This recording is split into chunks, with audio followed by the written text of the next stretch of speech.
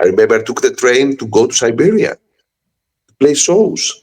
I took the bus and went to Holland from Greece. Do you know how difficult it was back then? So that's why sometimes I feel myself like a soldier. I don't know, crazy things that I would do back in time, and because of our big love about music. Now you will ask me how you earn your living. We didn't have an income, okay? But we did that for 15 years, no income, very few income, just to pay maybe our food, that's all. But do that because we love it. Not only we, but all the bands that they are still here. We had very difficult times back in time, but we were more happy than ever back in time.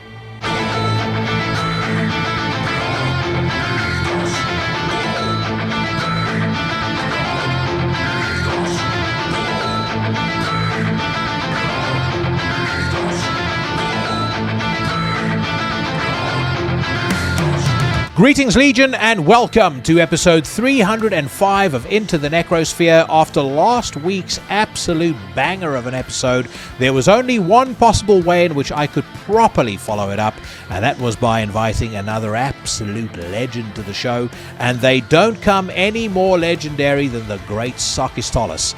Sakis Tolis, of course, is the main man, the visionary, and the mastermind behind the Greek black metal legends, Rotting Christ. He was on hand to talk about the upcoming Godless IV tour that Rotting Christ will be embarking on alongside Deicide, Behemoth, and Immolation. We also spoke about the re-recording of Aealo, their absolutely sensational 2010 record that has now been re-recorded and represented to all of you. I got him to inadvertently reveal what the next potential Rotting Christ re-recording was going to be as well. Much more beside that coming your way in about 10 minutes from now, but before we get to that, we have us a premiere on the Sphere. This one comes to us courtesy of our friends at Apocalyptic Witchcraft Records. Cnoc An Tursa have announced their first album for 8 years. It's called A Cry for the Slain, and for the very first time ever anywhere on Earth, you get to hear their brand new single. This is Kyleech and the Guardian of the Seven Stones.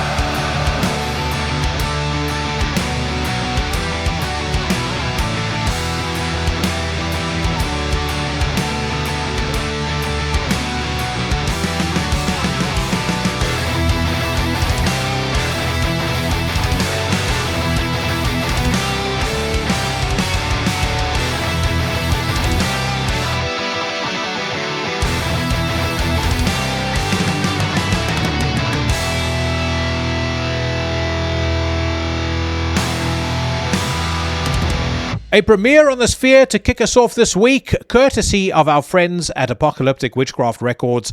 The band, of course, Cnoc An Tursa. The song, Kyleech and the Guardian of the Seven Stones, and that is taken from their upcoming album, A Cry for the Slain. Pre-orders are up on the Apocalyptic Witchcraft Records website right now. The splatter vinyl, I believe, gets released on April the 24th.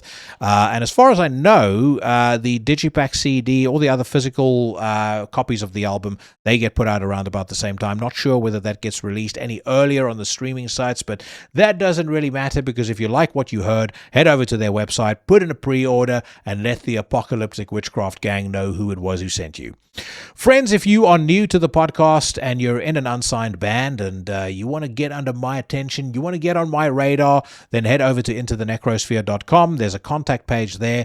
Drop me a line with your Bandcamp, introduce your band. I'll check it out, and if I enjoy it, I will feature it both on the show and on the website. And then a reminder to all of you that are newbies, and turns out many of you are after last week's episode with Nick Barker, which, by the way, thank you very much for the just absolutely overwhelming support for that episode, and thank you to everybody that donated to the Nick Barker GoFundMe. So I'm sure that I saw many names, many familiar names on that GoFundMe list, and I'm sure that he appreciates it very much as well. But as I was saying, if you are new to the podcast and you're trying to think, how do I fill up the rest of my week after the joy of Tuesday and into the Necrosphere? What am I supposed to do on a Wednesday, Thursday, Friday, God knows on a Monday? Well, you got the horsemen of the podcasting apocalypse to fill your week from Monday to Sunday with the very highest in premium horror, metal, and just darkness-orientated entertainment. On a Monday, we've got Horrorwolf 666, and that's brought to you by Brandon Legion. Of course, on Tuesdays, yours truly casts hexes and slays poses right here on Into the Necrosphere. On Wednesday, we got your first double shot, Everything Went Black, hosted by Mike Hill from the band Tombs. We also have Cheyenne, my brother from another mother, with Iblis Manifestations. Cheyenne, of course, is in Trivax. If you don't listen to Trivax, something's wrong with you. Also, if you don't listen to Necromaniacs, that comes your way every Thursday, you need to get your head read. Necromaniacs is hosted by Mike Hill, as well as his co-conspirators, the Sheriff Mike Scondardo and the Professor Jeff Kashid. They review new and old horror movies. Always a great time, always a podcast that I never, ever miss. We also have on a Thursday and again on a Sunday, the Reverend Carl Haikara, the Sinister Minister, taking you on a curated tour through the dark, the weird, the arcane, and the esoteric with his podcast, Soul Knocks. And that is the lineup, my friends. Make sure you are subscribed to us all. Thank you so much for your support. Don't go anywhere when I'm done talking to Sakis, because we've got a packed news rant this week. There is, of course, the news of the brand new lineup of Nevermore that's been announced. Many of you guys asked for my opinion on that, so I'll be talking about that later on in the show. Chris Monroy of Skeletal Remains decided on the 70,000 Tons of Metal tour that he was going to absolutely obliterate both his personal reputation and the reputation of the band. I'll be talking about that. I'm listening to a bunch of new tracks, including that new Down single that got released. Again, many of you with keen interest to hear my thoughts on that, so that'll come up later. And then we're going to be digging through some of the less positive fallout from last week's episode with Nick Barker. And one individual in particular earned himself one of my most vicious swirlies to date. So that's coming up later on in the show. But first, I welcome back to Into the Necrosphere with the greatest of pleasure, the legendary Sakis Tolis of Rotting Christ. But let's talk first about the Godless IV. So it is going to be Behemoth, Rotting Christ, Deicide, and Immolation, which is just absolutely unreal. I mean, I know you guys did the Unholy Trinity last year. Yes. How did this kind of next? How was the additional band added, and how did it turn into the Godless IV? Yes, this is a very big tour. We are very happy, first of all, that we are touring with these legends, and we are very happy that we are back in the USA after a couple of years, many years. We always enjoy being there.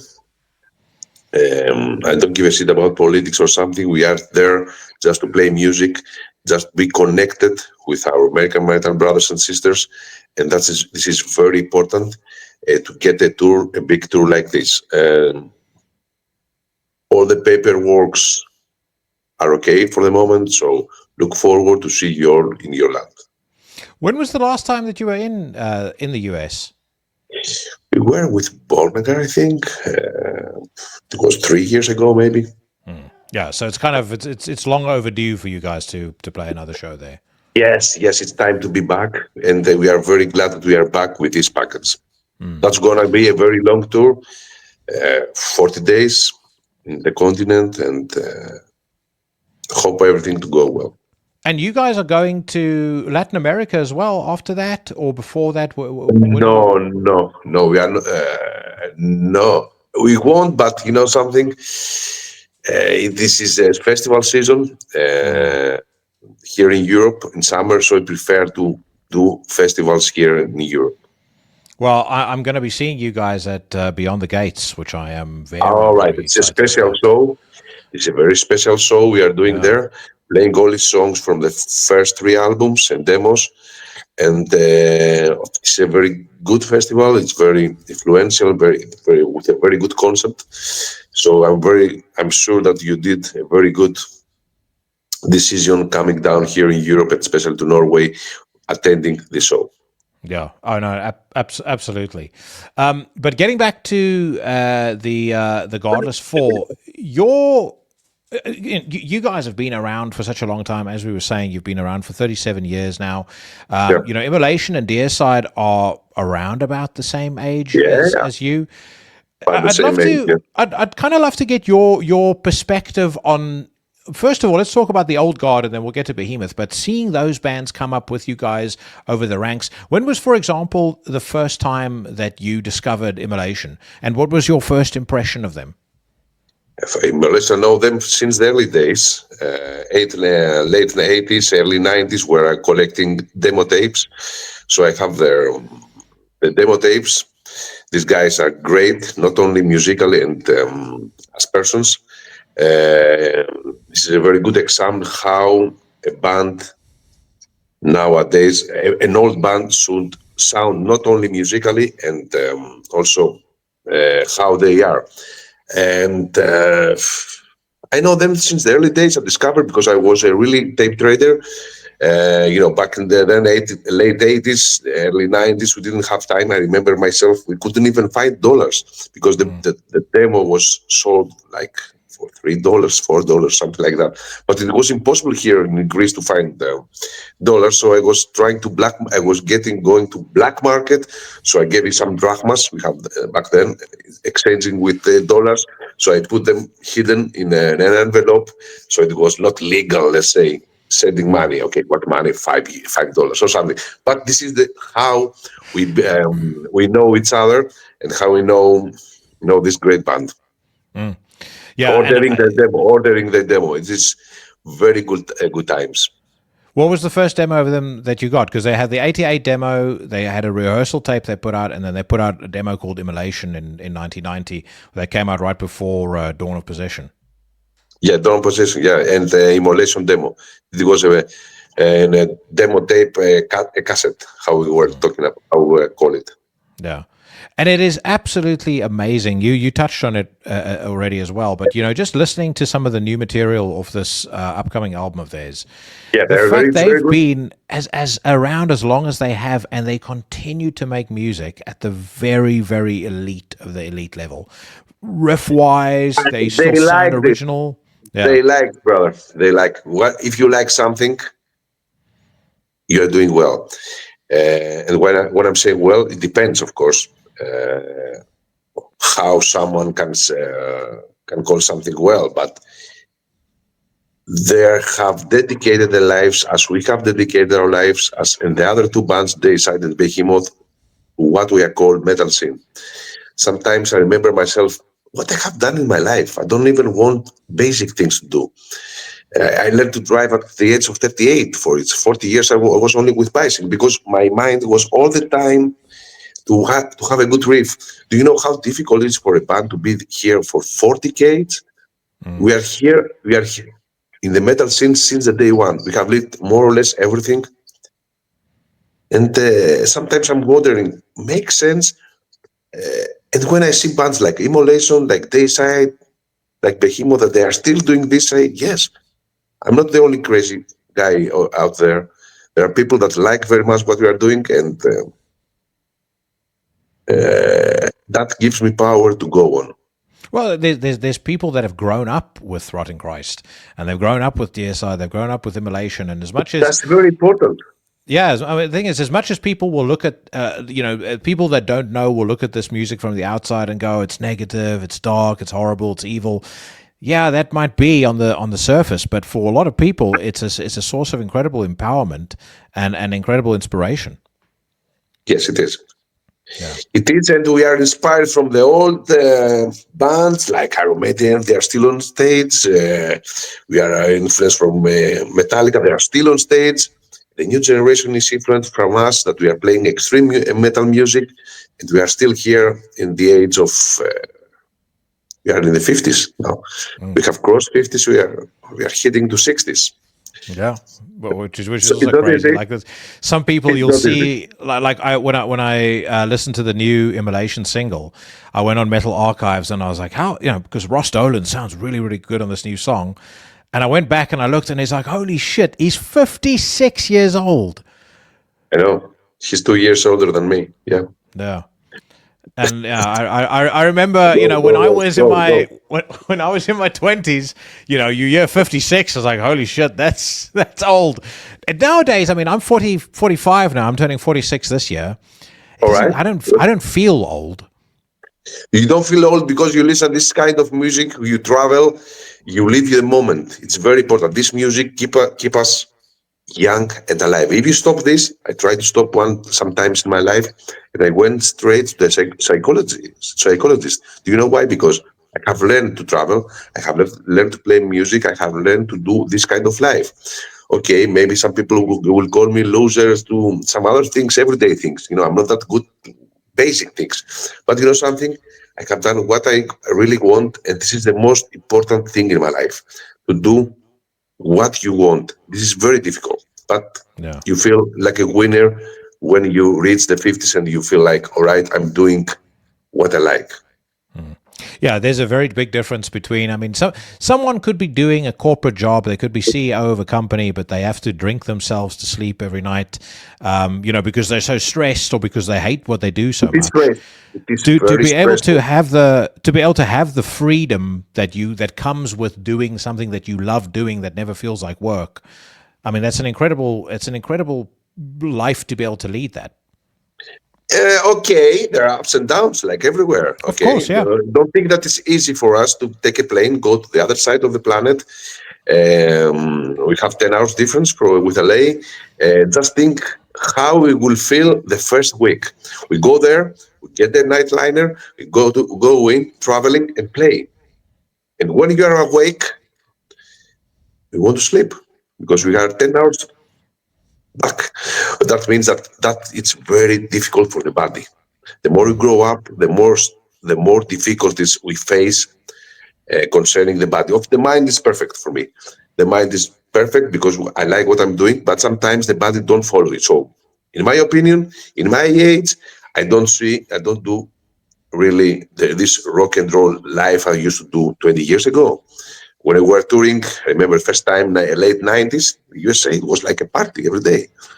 And the second time, and the third time.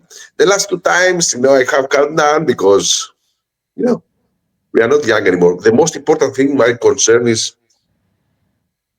to bring good music to people. Someone left his house, he bought a ticket, came to our show, to this tour, for instance.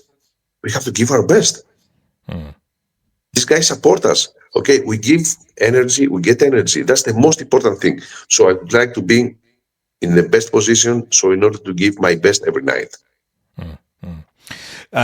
You're absolutely right about the jet lag as well. I remember traveling to Arizona last year, and I mean, I traveled from the UK, so about 9 hours, 9 hours behind. I tried my very best to stay awake until 7, 8 o'clock at night, and then I tried to sleep. 7 hours. It's 7 hours. Okay. 7 hours. Okay. Oh, seven hours. Horror show. Absolute fucking horror show. What have you found over the years to be the hardest thing about being in a band and about being a musician that is a career musician like you? Is the difficulty, first of all, the first 15 years, 20 years to earn your living by playing music. It's very difficult. And the other is your social life. It's very difficult. You don't have a normal social life. Back family and stuff. Of course, you love them all. But if you are away for 6 months per year, for instance, you cannot have a normal life like everyone. This is what makes me feel a little bit wondering if what I'm doing is good. But on the other hand, I consider myself like a soldier, a metal soldier. I'm here to provide and to be connected with all people that like my music and change energies. This is very important. So this is for me, the most difficult thing is your social life. It's not that normal, let's say. But what is normal anyway? Mm-hmm. Yeah, and the thing is nowadays, especially after COVID, people are so disconnected anyway. I think there was a social element to work. There was a social element to a lot of things that people used to do in far greater frequency, I think, than they do now. I think people became very conditioned during the lockdown to be at home. If you want to talk to a friend, you get on Teams. There's definitely a lot of that has gone away, and obviously something I've observed over the years, going to shows, meeting bands at places, doing interviews with them. You do observe that a lot of the people that are musicians will naturally gravitate towards and become friends with other musicians because you guys can relate to what the other is going through. You tend to kind of operate on the same timeline, therefore the same wavelength. So a lot of your social circle, I would imagine, actually sits within the music scene. Is that correct? Yes, this is correct. Yes, I have met most of my friends comes from the metal scene. Simple as that. Who are some of your best friends in the scene? There are so many. I don't want to mention someone because I'm sure that I will forget the rest. I'm about to say, give us a top 10 by rank, like best friend, second best friend. I have so many. I'm sorry. I have so many friends. Okay, I meet them always on tour. We have toured together. There are so great people out there. Of course, there are some people that are a little bit weird and to tour with, but very few. The most of the people, the most of the bands, actually, my best friends. Just look in my schedule and tour schedule and see that the bands that I have toured with, they are my best friends, which means that I have learned very well from everyday life. It is very important. You learn someone when you have the difficulties, not when you are happy and things are very easy. When you face problems, you share the same problems with some, then you will realize who is good and who is bad. Yeah. Someone told me once, human beings are like toothpaste tubes. As soon as you squeeze them, you'll see what's inside them. And I think friendships, friends, you as you say, you learn what they're made of when times are tough. Yeah, true. Yeah. Now, speaking of friends that you're touring with, if we keep with the Godless IV, Deicide is a band that has also been around for a very long time, continued to put out strong music, had three, in my view, of the most influential, if not certainly in my life, the most influential death metal albums of all time. Their first three records. How much of an inspiration or an influence was Deicide for you? Being in Greece, seeing what was going on in Tampa. Not that much musically, but definitely I was a really big fan, and I'm still, of Deicide, of the first three albums. When the albums came here, it was like, wow, this is bombastic. This is something new, something unique, something straight, punch in your face.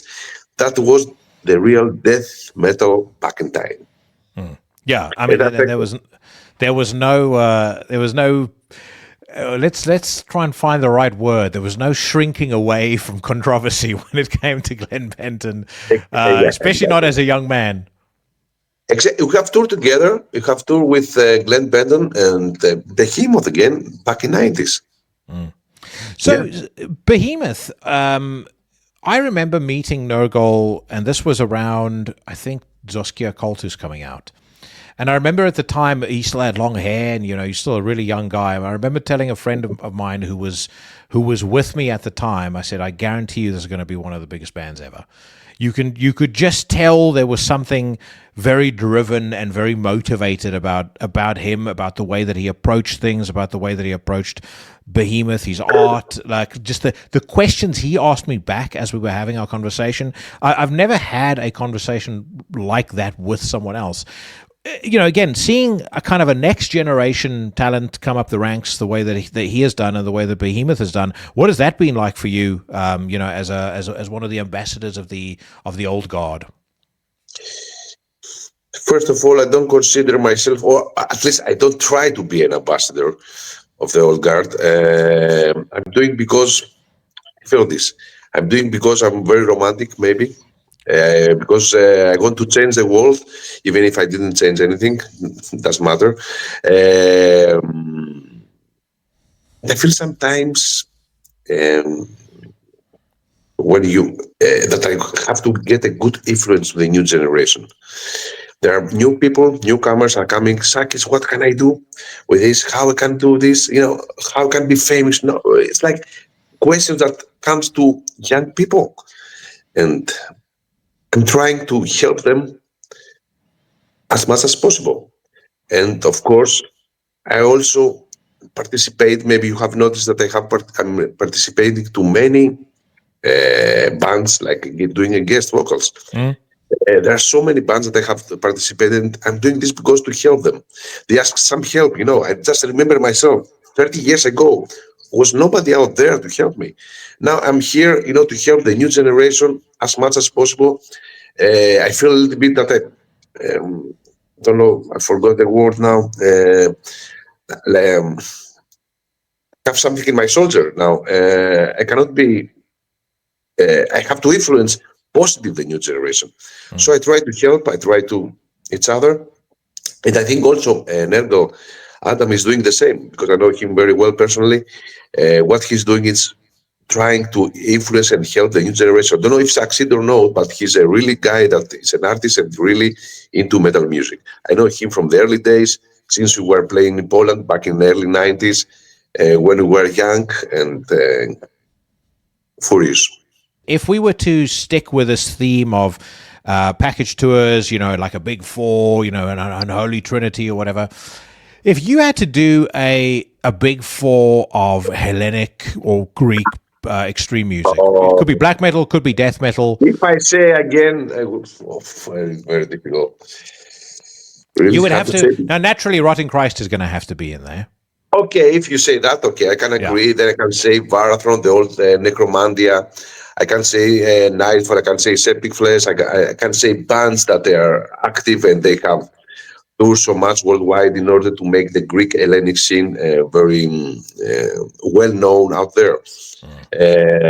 Now I don't know if I can choose four or less or more, but I definitely the bands that I mentioned has offered a lot to the scene, and there are new comers. There are also so many Greek bands out there that is doing very well, and I'm very proud of the Greek metal scene, even if sometimes it's a little bit hard to be happy with everyone. But in general, I'm very happy, and I think that we are doing a very good thing as a metal scene.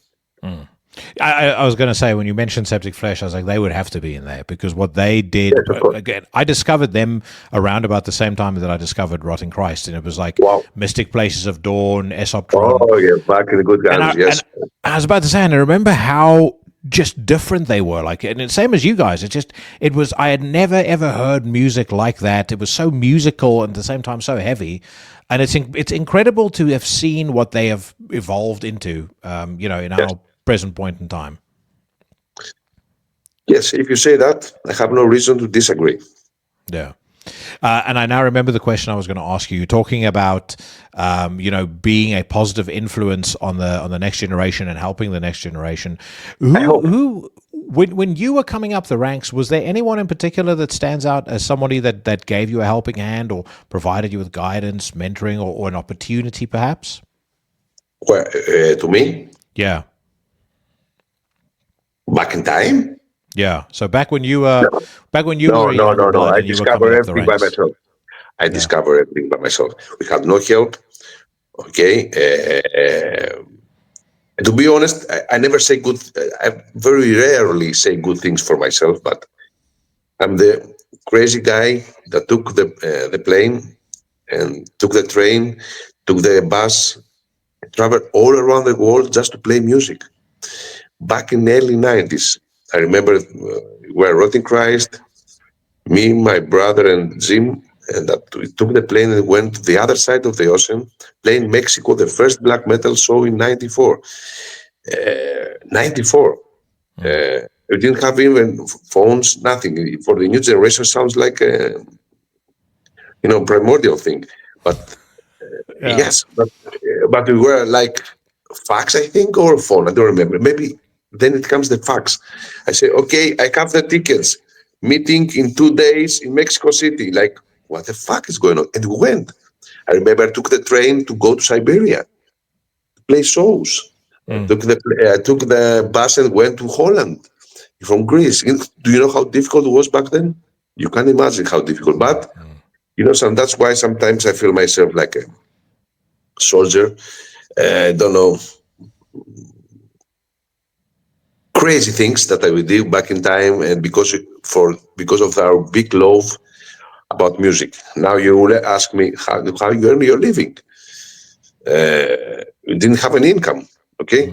But we did that for 15 years, no income, very few income, just to pay maybe our food. That's all.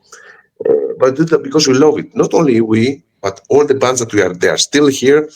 We had very difficult times back in time, but we were more happy than ever back in time. Was there ever a point, because you mentioned earlier in our conversation that sometimes you kind of stop and think, was this the right thing to do for my life? Was there ever a point in time where you thought that you might want to give it up, or you might want to stop it, or of course, ideas comes and go. Scale it back in your life? Ideas comes and go. Depends on how you face them. Yes, they come sometimes. But on the other hand, say no. You won't be happy. There is no reason to live. There is no reason to live if you don't play music, if you don't travel, if you are not connected with other people. So I say no. This is bad thoughts. Go away, get the fuck out from here. I'm here, taking my guitar, and go again. I was going to ask you, was it like what was it that got you back from not wanting, from wanting to stop, or remotivated you or re-inspired you to carry on? No. It's a craziness. It's a craziness. It's dedication to what we call idea. Now, maybe some people will say, all right, this guy is fighting the nothing. It's like, what's your idea? It's a very long conversation. What's your idea? But the most important idea is to feel free and to be connected with other people. Also, non-serviam is a very important motto for me because it means I don't obey you. Do you know how precious it is to feel to feel free? It's very precious. We are currently running hard times worldwide, but metal music or music in general make us feel free, and this erase any thoughts about quitting the band or something. Yeah, I mean, I can in a different set of circumstances, but when you do a full-time, very busy job as I do, and you do the podcast, I mean, there's been a lot of times. I know. Not a lot of times. There's been a couple of times where I've been pissed off about something, and I'll just go, "Fuck, man! What if I I pack it in and I stop this?" And then it seems to me as though it's almost like fate decides to, at that point, have somebody that'll send me a text message, or somebody will send me a message on Instagram or Facebook or whatever, and it'll always be something very simple, but it'll just explain from their perspective how much what I do means to them. And then Yes. suddenly you realize, it is about a lot more than just, your You realize comfort. that you do something. You Yeah. realize that you do something. In this life, you don't feel you are doing nothing. For me, there's no reason to live. So you feel like, yes, you make some people happy. Do you know how important is this nowadays? It's very important to make some people happy. Doesn't matter the number. Doesn't matter the action you're doing. It's very important. It's like if somebody's having somebody might be having an absolutely terrible day, and Oh yeah. something that you said made them smile, or in an interview you did made them, brought some levity to the day. If you can help one person, two people, I'm pretty good with that. Oh yeah. I like the Oh idea yeah. of being able to do that. There is a reason to live Yeah. if you make some people happy and satisfied. Yeah. No, I completely agree. Now, like I was suggesting earlier, your music has over the years made me very happy. One of the albums that you did in 2010 that I loved the most out of your entire discography was Aealo. Have I Oh, yeah. pronounced that correctly, by the way? Yes, very nice. Welcome. Okay, good. Welcome to Greece. I've made a point this year of trying to get my pronunciations right on things, but I always loved Sounds that. great to me. I always loved that whole period, like Theogonia, Aealo, and the next one I'm not even going to attempt to try and pronounce. But that period was so special for me because it was such an embrace of your Greek roots, but it had so much about it that was cinematic and massive, and just I just loved it. But what made you decide to re-record that record? Yes, first of all, I'm not a fan of re-recordings. Let's start with this. But there is a very big but here. I love to introduce my music to the new generation. And why I'm doing this? I have written more than 200 songs. I have more than 15 albums out there. There is a period of Rotting Cries that is not that well known. This is the period, in my opinion. And I see the numbers, okay? That's why I'm saying this. Some people maybe embrace these albums, but in general, there are 3 or 4 albums that it's not that welcome. So I decided to re-record and remake the album, but respecting it very much. I didn't do big big changes, not at all. I respect very much the first recording.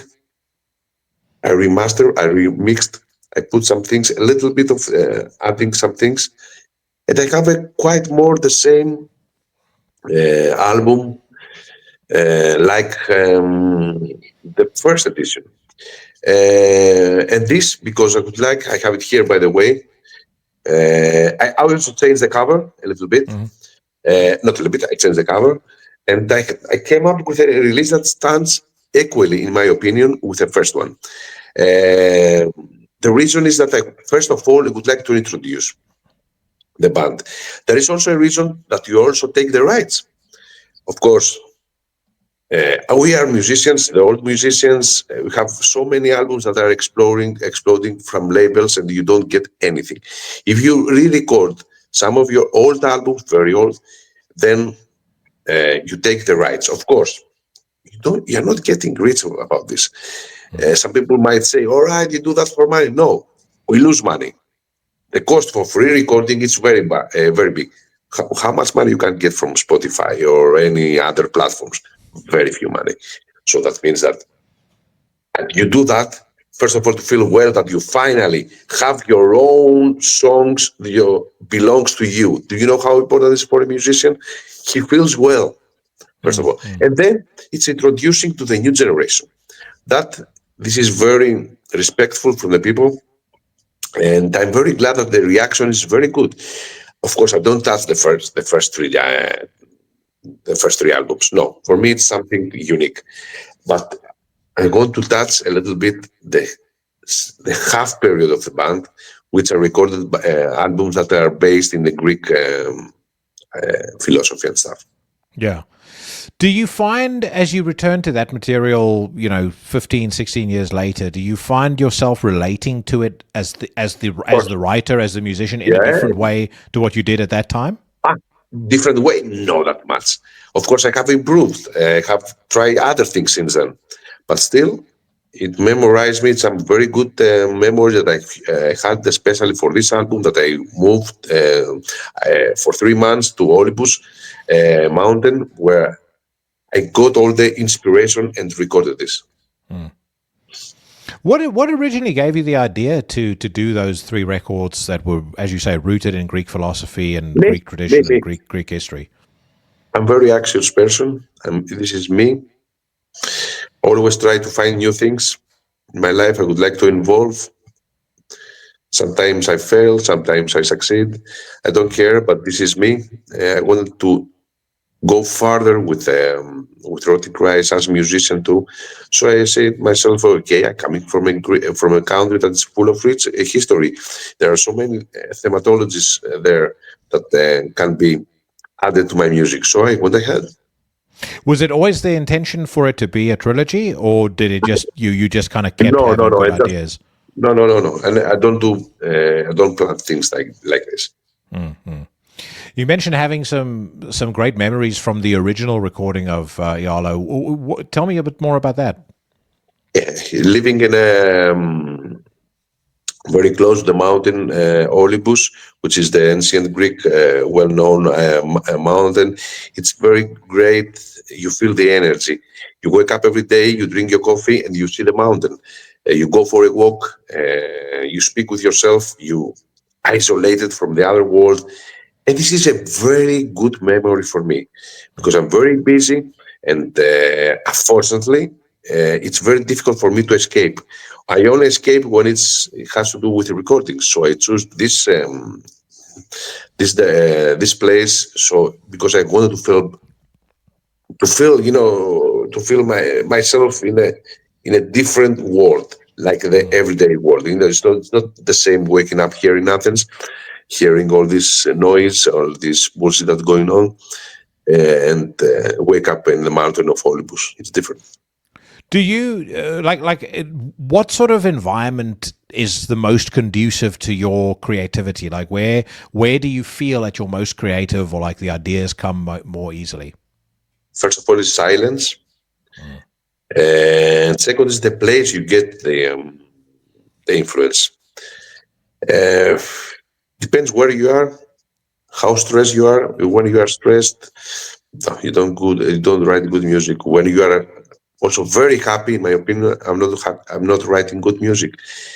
But when I'm isolated, when I speak with myself, I'm I'm writing. I want to believe I'm writing influential music. Yeah. But nowadays, the last 2 years, it's very difficult for me and for other bands. I think musicians, because after COVID era,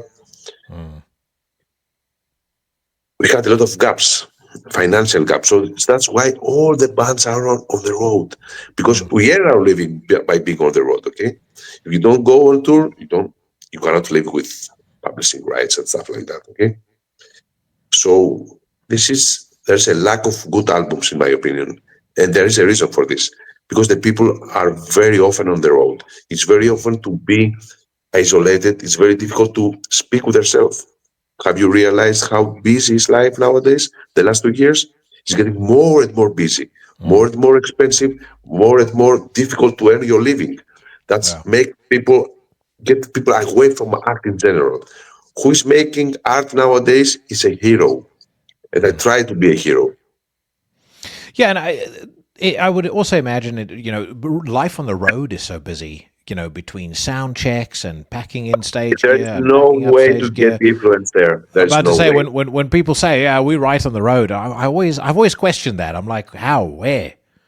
No, of course you can write, but you won't write good music, in my opinion. Yeah.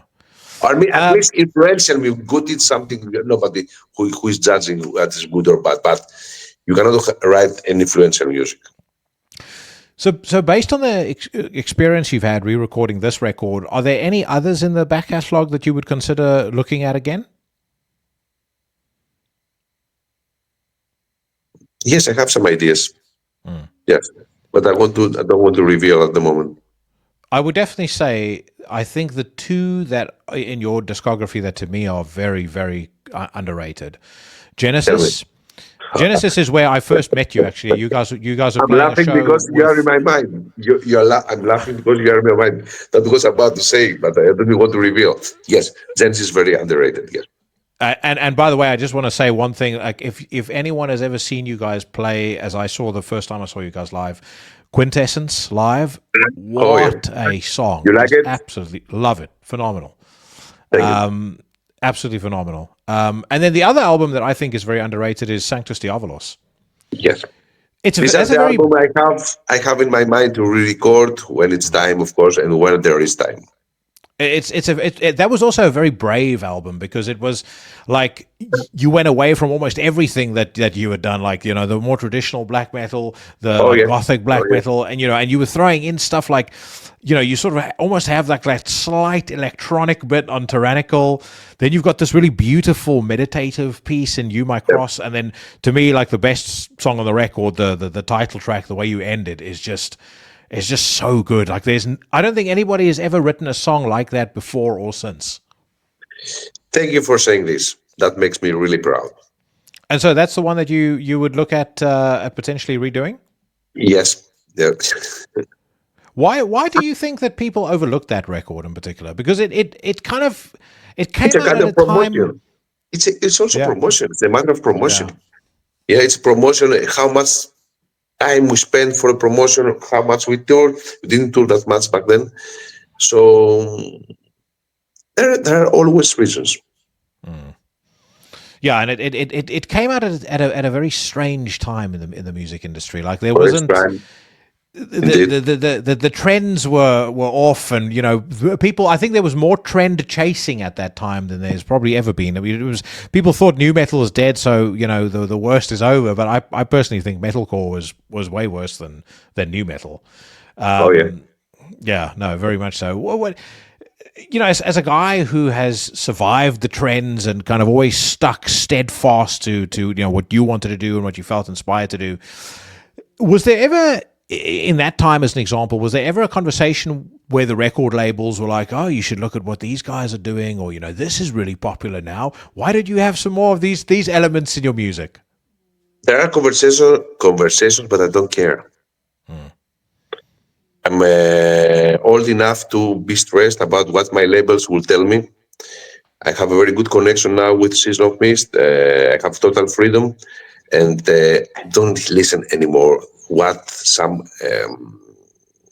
agencies, some managers, some labels will tell me. No. First of all, I would like to be free. I would like to feel myself, and this is the most important. And I know, because I think you and I spoke about that when we first met. I know there was not pressure on you guys, but people were suggesting, oh, maybe you should consider changing the name and things like that as well. Okay, there are always changing name, but you know something, then you won't be yourself. Yeah. And you know something? Metal should be a band, something unique, something that shakes a little bit the waters. Okay? I don't want to go with the flow. I think that all these bands, like say Immolation, Deicide, Behemoth, Rotting Christ, don't go that much with the flow, in my opinion. Okay, when I'm saying flow, I mean general flow. So try to do things that a little bit shaking the waters. And I also think as a true statement of living the non-servium lifestyle, keeping the name Keeping the name. the Yes, right thing we to have do. so many problems in our. Some doors were closed because of our name, and still they are closed. But you know something? I don't care. I don't care. I don't have dreams. I don't have that big dreams in my life. I can earn my living by playing music, which is very important for me. So I don't want something more. I would like to be healthy if I'm lucky and keep on going and keep on playing music. That's all. Yeah. Now, I mentioned right at the beginning of the conversation, I wanted to ask you a question about some of my favorite songs. I won't keep you too long, but the one I've always wanted to know about, just in terms of your memories of writing the song, what it meant to you at the time, what it means to you when you perform it now. Like a song to me that is truly like one of the definitive Rotten Christ songs, King of a Stellar War. Yes. What are your memories of writing that song? I don't have that much of memory for this song because it was written almost 30 years ago. But I felt the band back then, we were feeling really black metalers. We were feeling that kind of obsessive with the music. And I wanted, especially because I wrote this song, to create an atmosphere that never will exist. That was always my goal, to write something that not the others have done. Of course, it's very difficult nowadays, but I think in this time period it was something unique. The whole album, Triarchy of the Last Lovers, for me was really unique. So I felt really I'm doing something unique, atmospheric, that can touch someone else people. That's all the feelings. And it's a song that in my view, every time I've seen you guys live, the response, the way that it kind of fits into the set when you play it, it kind of feels like it's turned into your Seek and Destroy or Rain in Blood. It's like a real anthem for the band. Can be, yeah. Never what you intended with it, though. I would assume. Are you surprised that it turned into the staple that is so beloved by Rotting Christ fans nowadays? Yes, exactly. When you write music, you never think about the future. Some things are, let's say, historical, but you never know. If you say to if you ask yourself, okay, let's try to write some historical things, like, come on, probably you will write bullshit. This comes spontaneously. It comes from your soul. So some things goes very well, some things don't go well. Geek of a Stellar World did very well, and I'm very happy about this. And my other favorite one on that record, Archon, again, when you guys do that live, even on that 35 Years of Evil Existence live album, the performance that's on there, masterful, absolutely masterful. Thank you. All right, well, Sakis, thank you very much for your time, man. I'm looking forward to seeing you guys play in July at Beyond the Gates. Hopefully, shaking your hand again.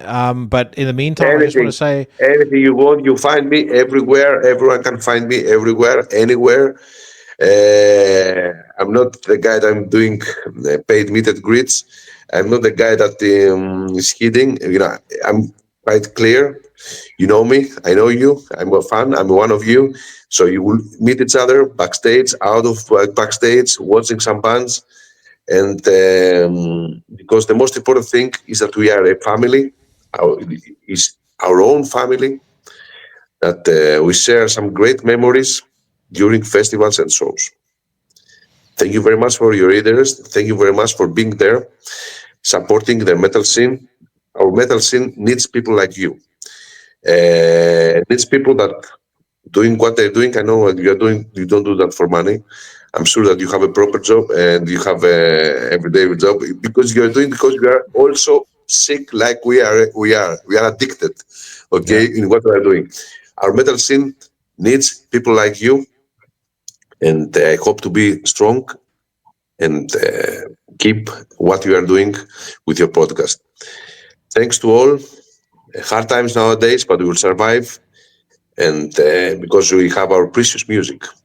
Non-Serbian brothers and sisters, and see you around this world. See you in Norway, and see you all around the world.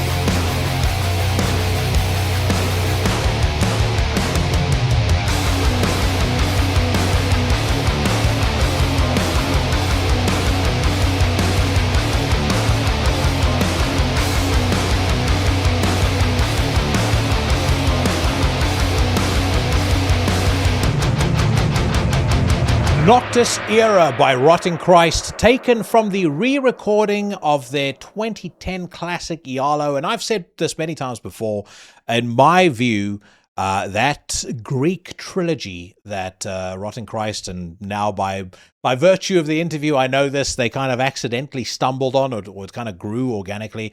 That era is my favorite Rotting Christ era, without a shadow of a doubt. I mean, they're a band who've been phenomenally consistent, but in terms of complexity and just how interesting I found the music that they were making at that time, it just is absolutely untouchable. So great that they have revisited this. Very excited to see what happens with potentially a Sanctus Diabolos re-recording. And of course, as always, what a pleasure having Sakis on the podcast. A fantastic guy, so down to earth. He's welcome back anytime, and I hope you guys enjoyed that conversation too. Make sure that you show Rotting Christ some love, and if the song you just heard compelled you to head over to their Bandcamp page and buy yourself any music, then you let them know that it was old Jackson over at Into the Necrosphere who sent you. Right now, my friends, if you go around the internet or go around social media saying how much you hate AI, but then read all sorts of garbage on AI Facebook pages and AI websites and AI Instagram pages and comment on them as though you're actually interacting with a real person, you're a fucking dumbass and you need to hit the bricks. Because this is my weekly news rant. A roundabout for judgment. And hang them where the world can see. Okay, Legion, as always, we kick off on metalstorm.net, the finest metal news website in all the land, and we have a ton to get through this week, so let's dive straight into it. Nomos putting out a brand new single. Grindcore formation Nomos, it says here, are streaming No Peace, the third single and title track off their upcoming studio album. Nomos out of Washington, D.C. Normally, I might be tempted to give Grindcore a skip, just purely because a lot of it sounds the same to me. It can be a little... As far as like metal subgenres are concerned, I find it to be one of the most disposable subgenres. But when it's good, it's good. And these guys are putting out this new album on Redefining Darkness Records. They were the label responsible for putting out the new Tombs. So that in itself is enough reason for me to give this one a spin. Let's hear what it sounds like.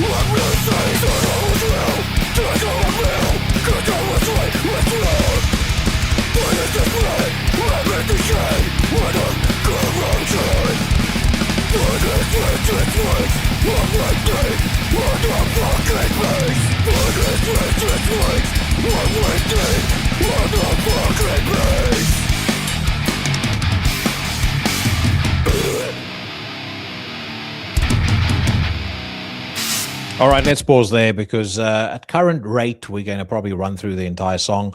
The album, just out of interest, comes in at a very economical 21 minutes across 12 tracks, as you would expect of a grindcore band, particularly one in this style. Like, I know there have been Pig Destroyer records that have been really long, or at least longer than that.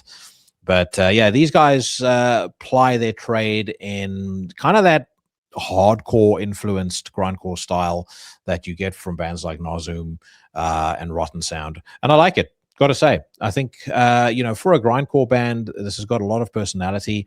There's a lot of aggression there, a lot of aggression that actually reminds me a little bit of a band I have championed on this podcast these many years.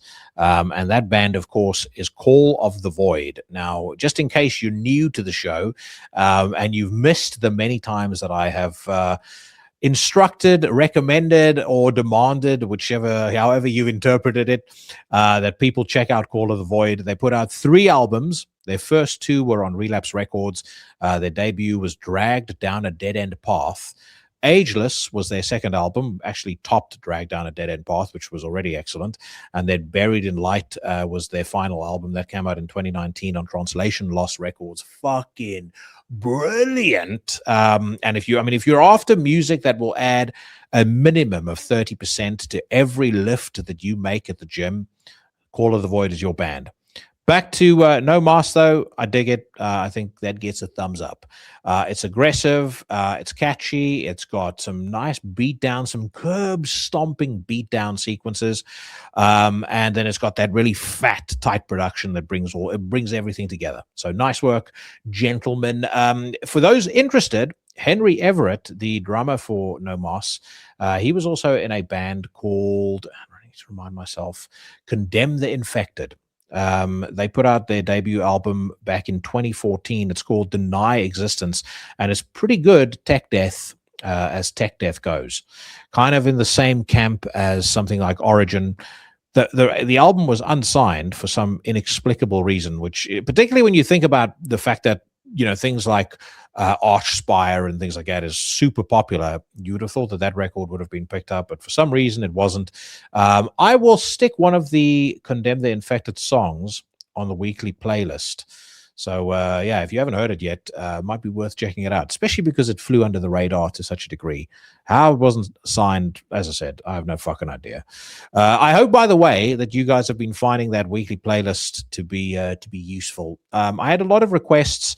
The reason I started it was I had a lot of requests with people saying, can you please put a photo up of the album you're talking about? And, can you please put up the name on the screen? And the answer is yes, I can try, but the likelihood of me having the time to do all that in post-editing is unlikely. Don't make any money off the podcast. I have a full-time job. I have a wife. I have other commitments. So I do my best here with the time I've got, but I feel like doing the weekly playlist is kind of that's the easiest way to keep everyone satisfied. So go to intothenecrosphere.com. It's on there. Even if you're not on Spotify, you can still scroll through the song names. You can see everything that I have featured on the show, or even stuff that we just discussed on the show that I think you should check out.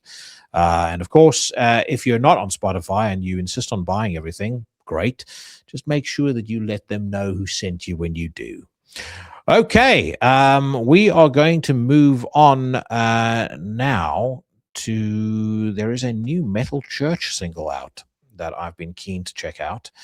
Metal Church premiere Brainwash Game single. It says here, Metal Church present a Rick Moyer directed music video for Brainwash Game, the latest new single of their forthcoming Dead to Rights album. This, of course, features renowned public masturbator David Ellefson on bass, as well as a new vocalist. So let's hear what it sounds like.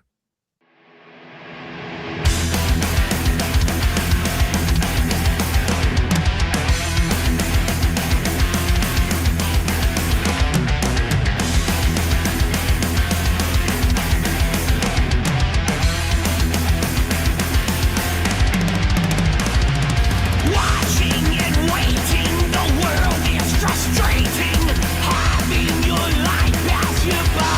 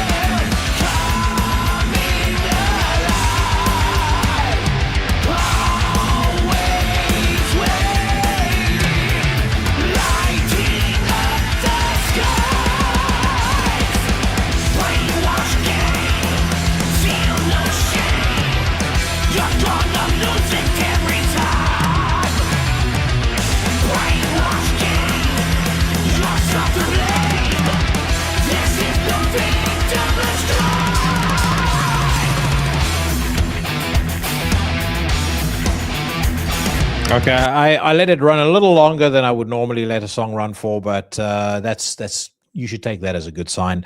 They are definitely not reinventing the wheel with this track. I mean, it doesn't sound to me like the next revolution, the next evolution in thrash metal.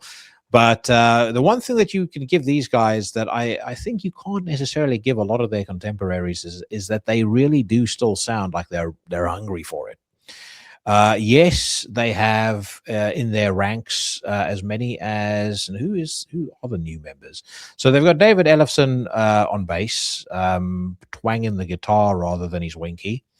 They've got Ken Mary on drums, and then they've got Brian Allen on vocals. Now let's start with Brian Allen because obviously David Wayne's shadow looms large over Metal Church, and rightfully so. Those first two Metal Church albums are absolutely sensational. My favorite Metal Church record is The Dark. I think I might have mentioned that when I was doing the 666 Countdown special with the Mikes, Hill and Scandado, and we were focusing on thrash. But yeah, that is a phenomenal record.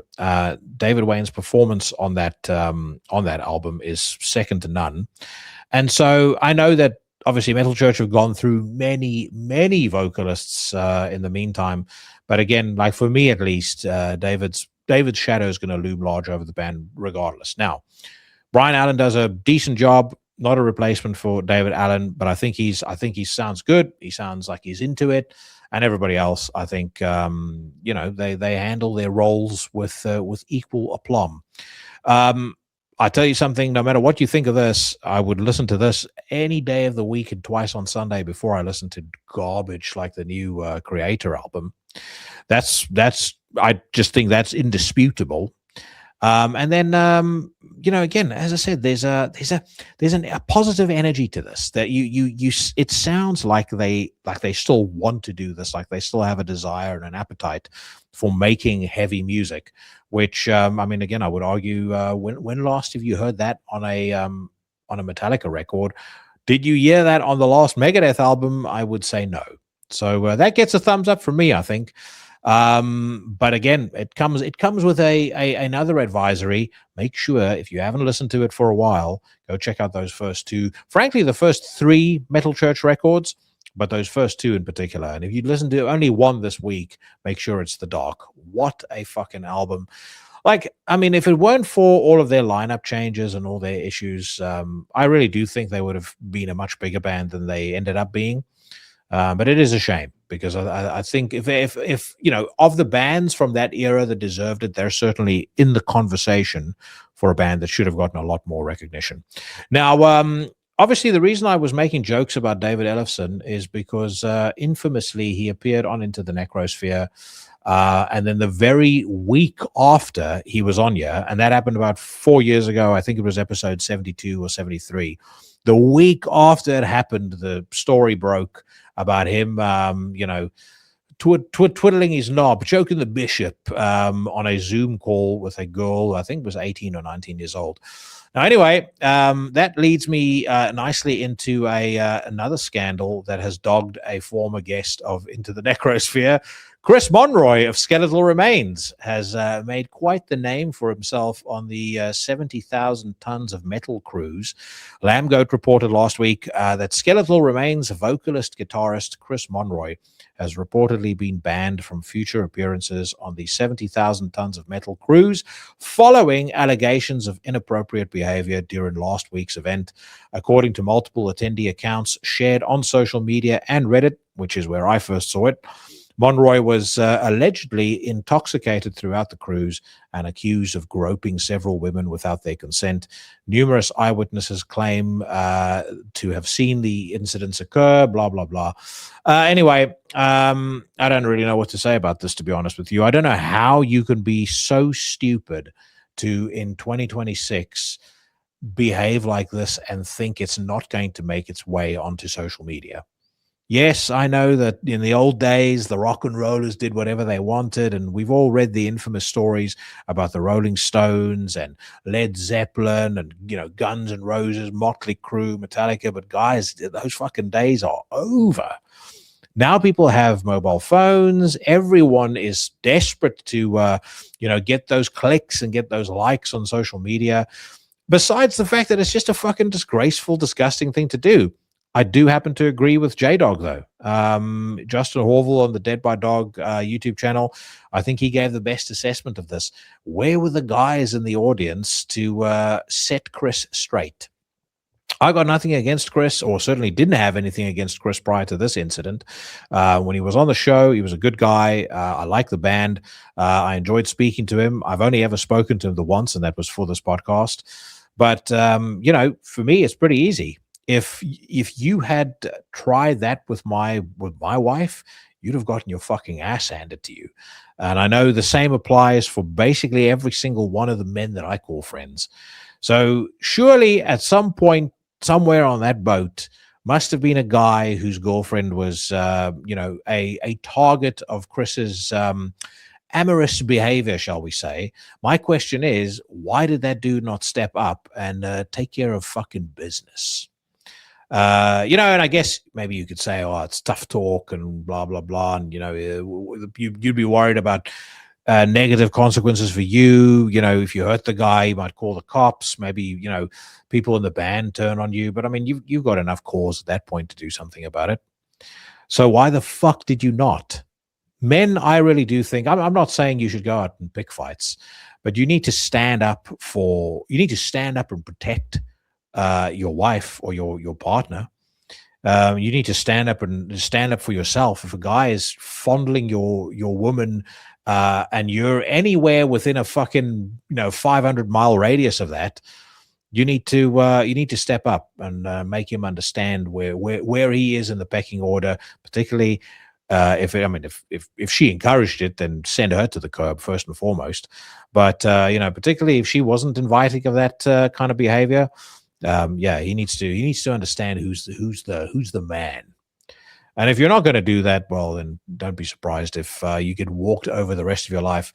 But yeah, as far as Chris Monroe is concerned, I don't get it. Don't get how people can be so stupid. He has ruined his professional reputation. He has potentially harmed skeletal remains irreparably, especially in this climate and in this culture. And you can talk about the hypocrisy of it and the fact that there are other bands that have gotten away with far worse, especially legacy bands. But the reality is that's not how the social climate and the cultural climate works at the moment. So don't do stupid, fucking disgusting, ungentlemanly shit. And especially not, I mean, I've said this before, but if there's one thing I can't stand, it's when a man behaves in an untoward fashion and then blames alcohol for it. And I used to see this a lot working in the city when I was a young buck. We'd be out on a Thursday night, guy would behave absolutely reprehensibly, and on a Friday morning, everyone, including the women, would go, "Oh, don't mind him, don't mind Johnny. He was just a bit drunk, innit?" That's not an excuse for me. Understand where your limits are, and if getting drunk includes you behaving like a fucking sex pest, don't get drunk. And if you do, don't be surprised if you're gonna suffer the consequences when you're anywhere near me or any of my friends. Okay, Down present a cover of Dr. John's Right Place, Wrong Time. Down returns with a special cover of Dr. John's Right Place, Wrong Time. This cover and accompanying music video was shot last March by Mike Holderbeast. It comes in celebration of the Mardi Gras season and serves as a homage to Dr. John and his appearances on the Midnight Special TV series, a late-night musical variety show that aired from 1972 to 1981. I know that many of you have probably been itching to know what I think of this cover. I got some very strong thoughts, but I'm going to let us listen to about however much we can tolerate, and then I'll dive into them.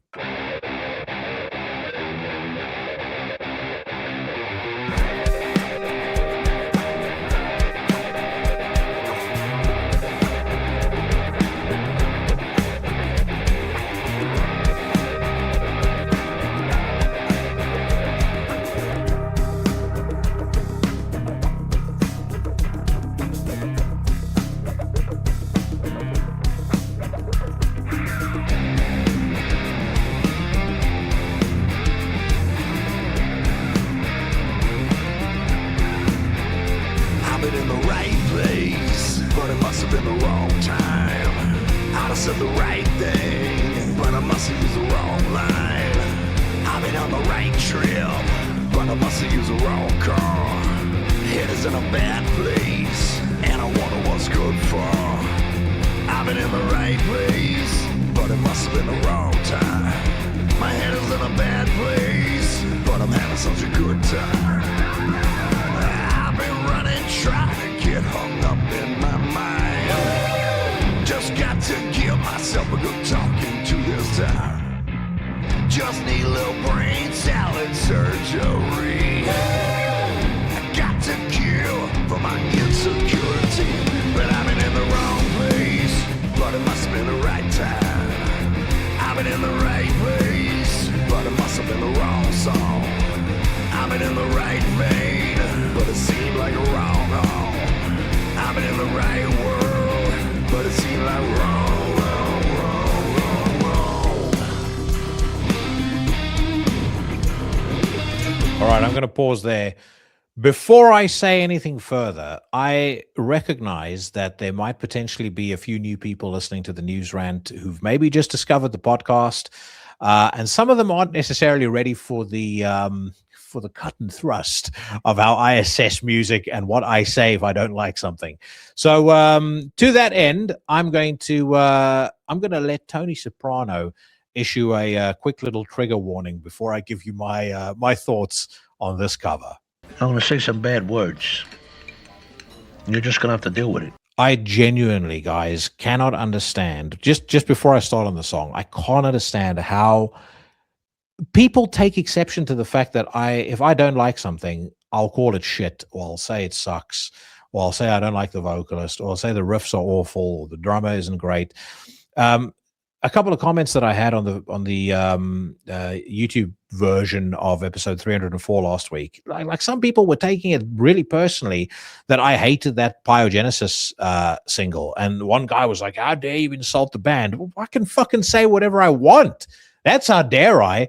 The whole point of the News Rant is this is like the vision I've always had for it is this is like us sitting down as buddies, sipping a couple of drinks, sometimes a coffee, sometimes a wine, maybe sometimes a beer. We're listening to some new music, and the way I talk to my friends, we're going to say, yeah, that's great, or yes, that sucks. And we're just going to chop it up, chew the fat over what we read on the metal news websites. And, like I said, have us a grand old time. If you don't like that, fuck off. Go and watch the Metal Hammer YouTube channel or watch Banger TV. But that is not for me. I was never interested in seeing that crap. And so therefore I started my own podcast and did something that I would like to watch. And I know that if I like watching it, there's enough like-minded people, and I've certainly found that in the Legion that would enjoy it as well. So just to say again, at the risk of overstating this, if I say something is rubbish, it's not a personal attack on you.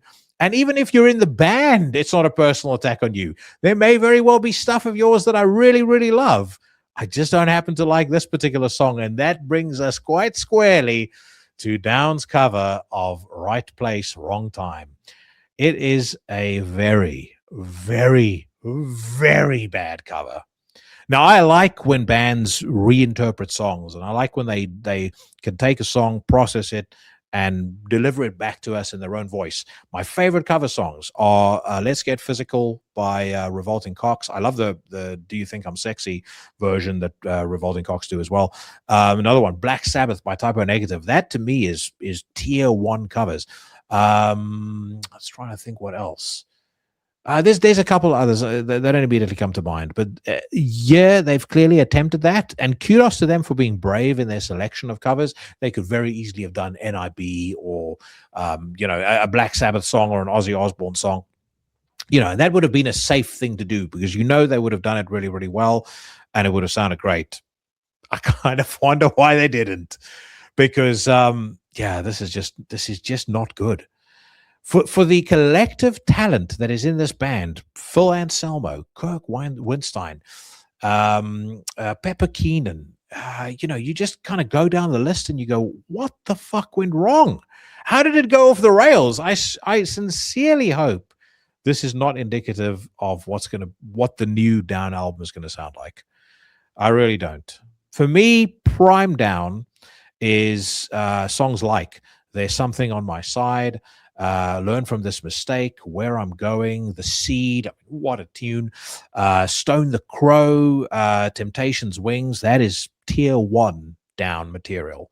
And everyone knows how much I love this band. So like I said, it brings me no pleasure to say it, but this gets a fucking brown down. It is absolutely fucking abysmal. They could maybe have salvaged it had they done something more around the vocals. Like I think, like right towards the end of that song, there's a bit of a doubling up of the vocals, and the Phil's voice sounds like it has a bit more presence in the mix than it does at the beginning of the track. But I mean, I don't think you could polish that turd. It's just not the right song for them. It just doesn't work. Not on any level. Let's move on now to Slagmaur. They've just launched a brand new song. Now, quick one on Slagmaur. I wanted to talk about this actually, because I'm going to let you guys in on a fun fact, a bit of insider gossip. Back in November, you may or may not remember that Slagmaur, or Runa from Slagmaur, was involved alongside Snorre Rook from Thorns in a pretty elaborate PR stunt where they claimed that they had gone missing. They were hiking up in the forest in Norway. These news stories started spreading about Snorre and Runa being missing. And frankly, the whole metal scene, including me, panicked.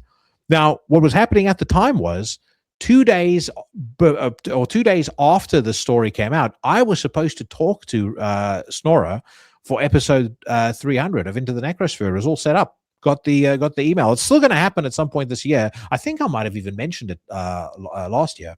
But yeah, it's still going to happen. But we were supposed to talk. So I had messaged him in the morning before I read the article, and I was like, dude, just want to double check we're all set for Thursday, blah blah blah. And then the article comes out, and I was like, oh my fuck. And then he emails me back like later on that day, and then I sent a message to Katie, and I was like, I'm not gonna say anything publicly, but I know that we're being bullshitted here. Now, of course, they came out and they said, this was like an experiment, and they spoke all about how it was to show that, you can still be imaginative in black metal and, in the era of AI, blah, blah, blah. People were fucking pissed about this. Because I think they felt like, their concern had been thrown back in their face. So I do think, the longer I've mulled it over, the more I've thought actually it was a pretty clever PR stunt. But I can also understand people being, pretty upset about this. So that all being said, as I said, I just wanted to share that bit of insider gossip with you. I have really liked the Slagmaur songs that have been put out so far of this new album, and I'm super excited about hearing this record actually in its entirety. It says here, Slagmaur have unleashed a fierce black metal track entitled "The Ritual Dogs." It is the final advanced single taken from their oncoming studio record, Holder's Ritual, which is slated for release on February the 27th through Prophecy Productions. Let's hear what this one sounds like.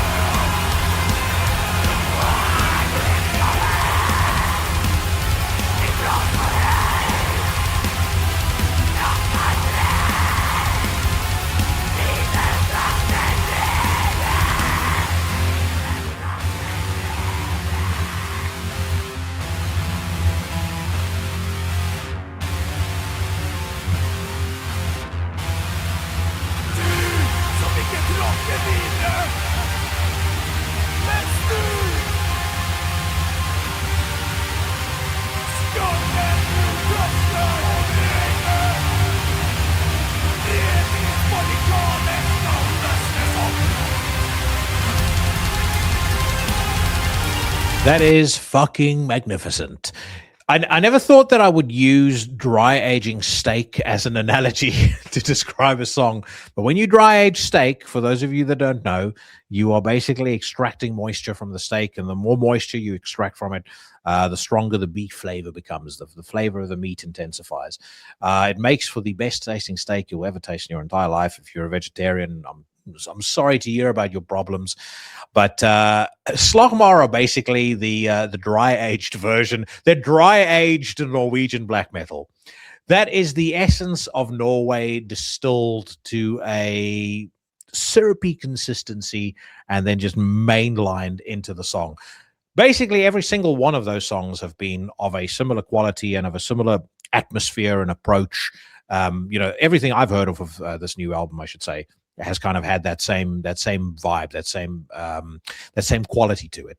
It is like the essence of Norway injected into these tracks, presented in Slagmaur style, and I fucking love it. Tier 1, top notch, no question about it. I'm going to reach out to Runa as well and see if I can get him on the podcast. Hopefully he'll oblige, because it'll be fun to talk about that PR stunt in a bit more detail.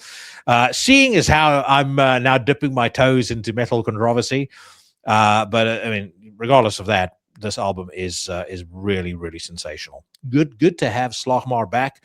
Also, very much looking forward to that new Thorns album. I have played some of the clips that I managed to capture on my mobile phone camera back when I was at Beyond the Gates last year. They played some of it for us. So if you haven't seen those episodes, time to brush up on your Into the Necrosphere on Into the Necrosphere archival material. But safe to say, everything I've heard off of the new Thorns album so far really did sound absolutely sensational. Okay, friends, let's move on. I want to get into this one. Nevermore. Finally introducing their new members. They've also announced that they're signing with Reigning Phoenix Music. Again, loads of you asked me about this as soon as it came out. But let's start by reading the article here, and then I'll give you my take. So it says here, after officially reforming early last year, Nevermore now welcome new members into the ranks. Vocalist Berzon Onen, guitarist Jack Katoy, and bassist Semir Ozarkan. The band have also signed a record deal with Reigning Phoenix Music. Their first reunion show will be held on April the 1st at the IF Performance Hall in Besiktas in Istanbul, Turkey.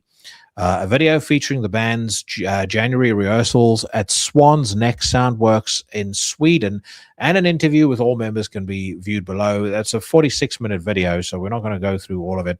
But we will catch us a little taste of them doing Sentient number 6. And then I'll tell you what I think of the new vocalist, of the reunion, and everything else you guys have been asking me about.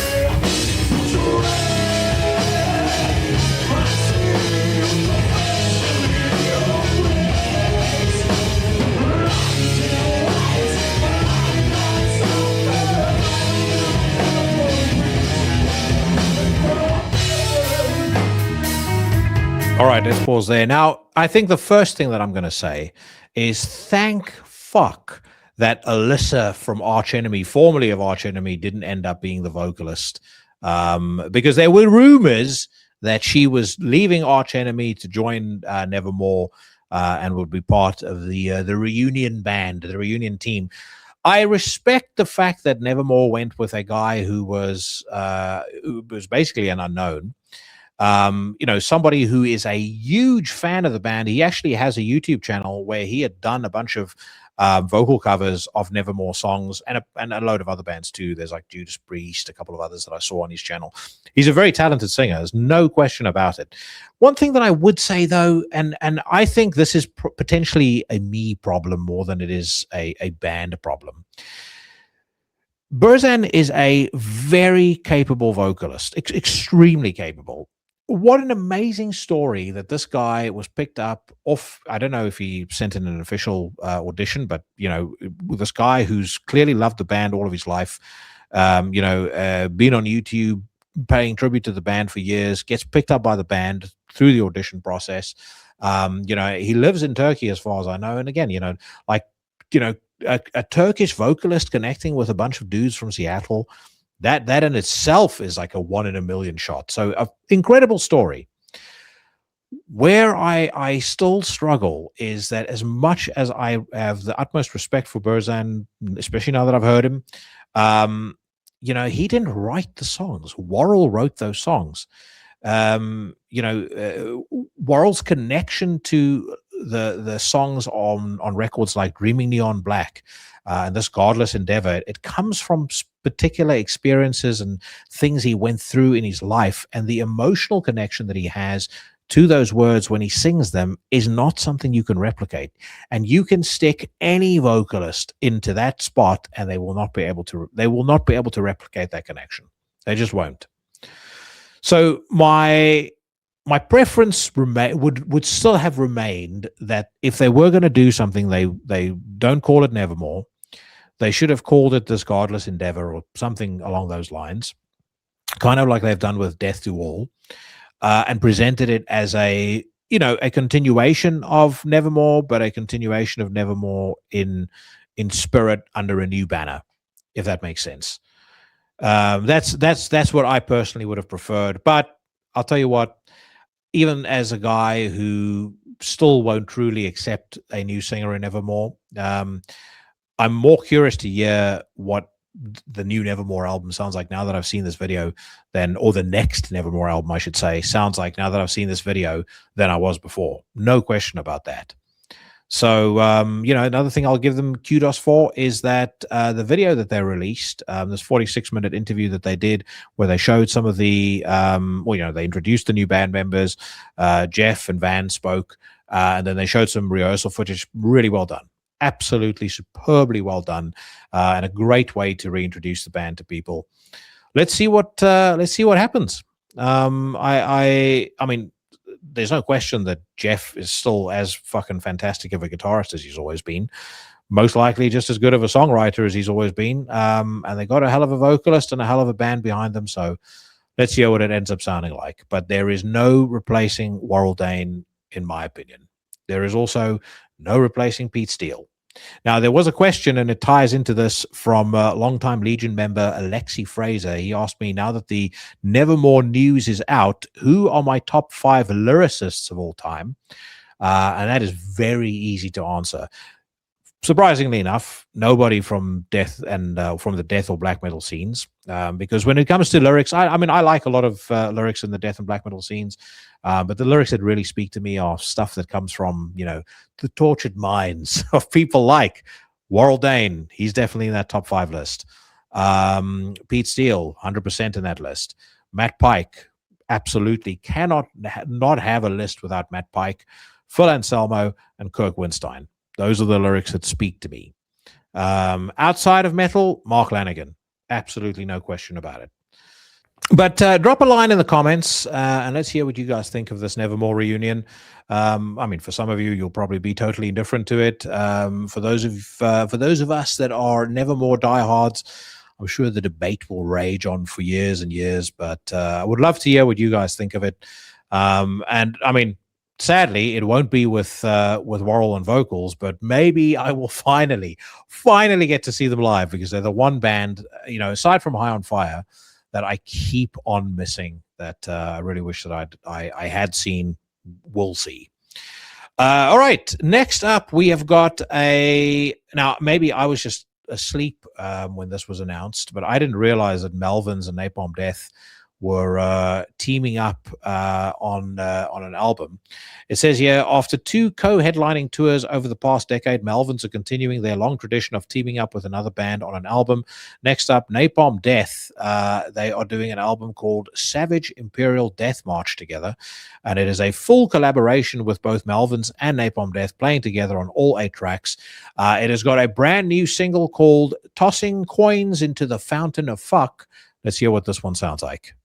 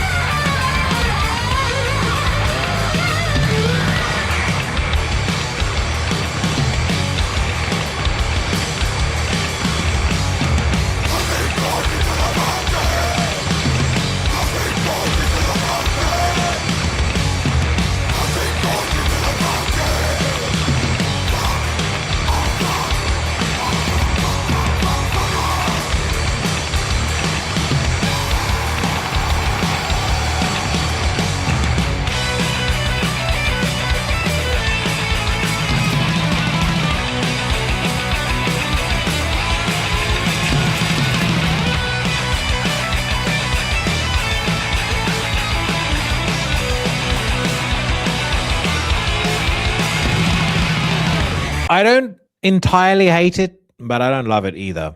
And I like Melvins, and I absolutely fucking love Napalm Death. For me, that is a band that have just gotten better and better over the years. I've done, deep dives into the entire Napalm Death discography. That was on the Nightmare Cabin YouTube channel. So if you haven't checked out those episodes, make sure you do, because myself and Joe went deep into the entire Napalm Death back catalog.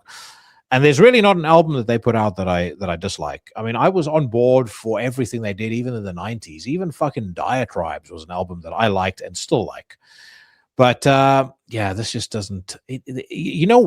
Partly why I don't like this. It's an interesting idea. I know that Shane Embury is a big fan of Melvins, but this sounds like these guys are just fucking around in the band room. I don't know how much actual work and effort went into writing the song. I certainly hope, based on the collective talent in the band, I certainly hope not a lot of effort went into it, because if that's the best they can do and they put their minds to it, then I don't know. But it's just the song to me just feels like it's going nowhere. Feels directionless. You kind of have this riff that repeats over and over. You got Barney coming in. It feels like it should do something interesting or build up to some sort of big crescendo or some sort of big hook, and it just never does. So it ambles on for the 2 minutes that we listen to it. Doesn't sound like it goes anywhere after that. So for me, I'm going to give that one a thumbs down. As much as I'm a mammoth fan of Napalm Death, and as much as I can tolerate and at times really love Melvins, this one is not doing it for me. I have heard, by the way, that there's a new Napalm Death album in the making. So very, very much looking forward to that. I think that comes out. I mean, I think they've said later this year. So fingers crossed we're going to hear that sooner rather than later. We're going to do one more song, and I have been so excited about hearing this. Melechesh present a new single entitled Raptors of Anzu. Melechesh are streaming a brand new single entitled Raptors of Anzu. It serves as a first taste of their upcoming EP release, Sentinels of Shamash. That is coming out on April the 10th this year through Reigning Phoenix Music. They give the names of the people that directed and mastered this. Melechesh, a band that has long had the support of Into the Necrosphere. Ashmedi from Melechesh was in my first 10 episodes. I think it might have been like episode 6 or 7. Long overdue for him to come back here as well. So we'll do another episode of Into the Necrosphere nearer the release of that EP. But for now, let's hear what he has concocted in the... I think he's been away from the game for over 10 years now. So expectations are high.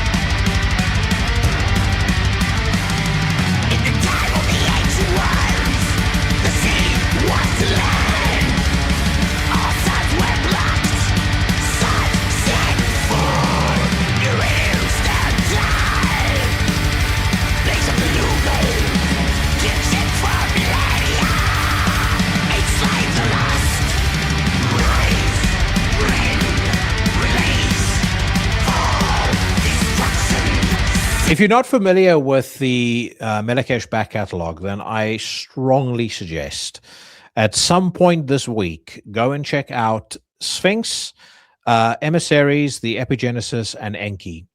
The first 2 albums are good as well, but from 2003, when they put out Sphinx, they went on a tear. And I've had this question before on the News Rant. What bands I think have put out 4 really strong, consistent records back to back. Melechesh are definitely in that list. Enki didn't get the most love on Metal Archives, but quite honestly, I think the people that gave it anything less than a 9 out of 10 are sick, twisted people. They shouldn't be allowed on the internet, quite frankly. But I loved Enki. I fucking loved Epigenesis and Emissaries. Those 4 records are 9 out of 10 plus, each of them, no question. And this to me sounds like it follows the same path. Again, I will try and get Ashmedi on the podcast so we can talk about why it's taken him 11 goddamn years to produce anything new. I remember when I had him on the show before, I asked him the question, when are we, when can we expect a new Melechesh album? And he was like, whenever I goddamn get to it, or something to that effect. But yeah, this is incredibly well written, very well played. It's got that cinematic Melechesh feel that meshes with the aggression, meshes with the anger, meshes with the kind of black metal, the old school metal. It's just an incredibly unique, complex band that continues to turn out engaging, interesting music. Top notch, no question about it. I'd love to see what other people think of it. I'd certainly love to hear what the rest of the EP sounds like. And we're not going to have to wait long for that. But for right now, that is a very, very promising single indeed, my friends. So, yeah, add that one to your April purchase list. By the way, I know that I have I wouldn't say slacked on it. I just don't really do the reviews that I used to do. But I will tell you guys what I've been listening to. So how about we reach that compromise? I'll tell you what I've been checking out without necessarily going into a full-blown review. And this past week, the new releases that caught my eye the most were Converge with Love Is Not Enough. Absolutely fucking fantastic. I mean, Converge generally is fantastic. This new album is a masterpiece. Then one that I was turned on to by Centelia, who did my my website.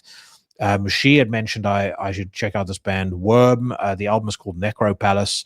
And again, quite a few of you have mentioned it as well. I think Dave Berardi reviewed it on Instagram and called it a masterpiece. It starts off slower and it hits its stride on a song called Halls of Weeping. Just, 5 gears up. It sounds magnificent. And then the other one I've been checking out is a death metal band called Fossilization. They've got a new album out called Advent of Wounds. I've been really enjoying that. So those were the 3 new releases that really grabbed my attention. And like I said, from now on, I will start to include those on the weekly news rant without necessarily doing a kind of full bore review of everything. Right now, my friends, the time has come for me to dish out one of the most vicious swirlies I've ever done. But I'm going to give you a bit of preamble first and foremost.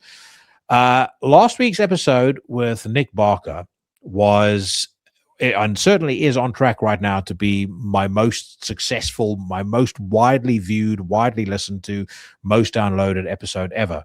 As things stand currently, it's only been out for 6 days at the point that I'm recording this, and it is already my 4th most watched episode on YouTube. It's got just over 9,600 views. I suspect. I mean, my most watched video on YouTube was 10,663. That was with Katie Irizarry back when she still worked on fourth season of Mist Records. The Nick Barker episode, I reckon, will pass that probably inside of the next week or so. So massively successful. I firstly want to say thank you very much to all of you for checking it out. Secondly, thank you very much to everybody who donated to Nick's GoFundMe. Thirdly, if you're new to the podcast, I hope you've enjoyed what else I have to offer. You got to earn your stripes if you're going to become a card-carrying member of the Legion. But you're welcome. Yeah. I don't necessarily pay a huge amount of attention to views, likes, and all that sort of thing. But with more views does come more validation. So it's easier for me to get bigger guests on in the future and people I really want to speak to. But B, it helps further the mission. And the mission is unequivocally to elevate bands from the underground who I really like. Sure enough, I got a bunch of people telling me, how much they liked the Furor single that I played last week. And of course, if you watch this week's episode on YouTube, I know Sakis is another high-profile guest, and I consciously wore that Drugoth t-shirt because the hope is that a couple of people watch it on new to the podcast, don't know Drugoth, they go, that's a cool-looking shirt. Let me check out the band. Same with wearing the Antichrist Imperium shirt on the Nick Barker interview. Like all of that stuff might seem like it's by chance. I can assure you that it isn't. There is careful thought that goes into all of it, like the t-shirts that I wear for these bigger bands, who I feature on the Unsanctioned Filth segment of the podcast. All of that stuff is absolutely by design, and it's by design so that I can elevate those bands. But like I mentioned earlier, with the sour must come with the sweet, must come the sour. And there were a few turds that floated to the top of the pool for this particular episode. And they are the subject of my Swirly of the Week.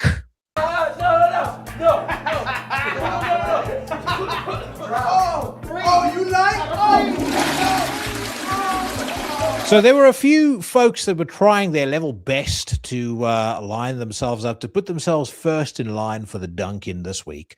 Firstly, we had a small but vocal group of imbeciles that seemed to think that when I asked Nick Barker the question about, whether what the reaction had been like from his peers and his former bandmates to his illness, they thought that his answer was him, asking for money. And a lot of that came as a result of some stupid AI slop that made its way onto Facebook and onto Instagram. That was unequivocally not the case. I frankly don't understand how anybody with a working understanding of the English language could have interpreted it any other way than the way in which Nick meant it, which is his answer was, I hadn't heard from them. So that was one group who was definitely readying themselves for a dip down the old toilet bowl. There was another gentleman who, I would describe him as an internet tough guy. He went out of his way to remind us that the internet existed 20 years ago and that he's not buying Nick Barker's quote unquote excuse of no education or limited education. I'm paraphrasing, of course. That's not exactly what he said, but it roughly amounted to that. And he kind of intimated in his comment that, we should temper our sympathy for Nick, because clearly, it was up to him to educate himself about the dangers of diabetes. I mentioned to him that I feel he's being a little harsh, and he, muscled up and said to me that he's not made it personal, at least not yet, or something to that effect. Fucking moron. However, the buffoon that stands head and shoulders above all of the riffraff this week is trailer park trash by the name of Borislav Vasilev. Now, Borislav started off his comment on a relatively positive note. He says, Nick deserves to be in pretty good shape again and be healthy. It's a shame that the doctors themselves screwed up his already shaky health. I wish him all the best, and we'll see him in his full glory soon. All good up to this point. But then the medication wears off and the crazy stupid sets in.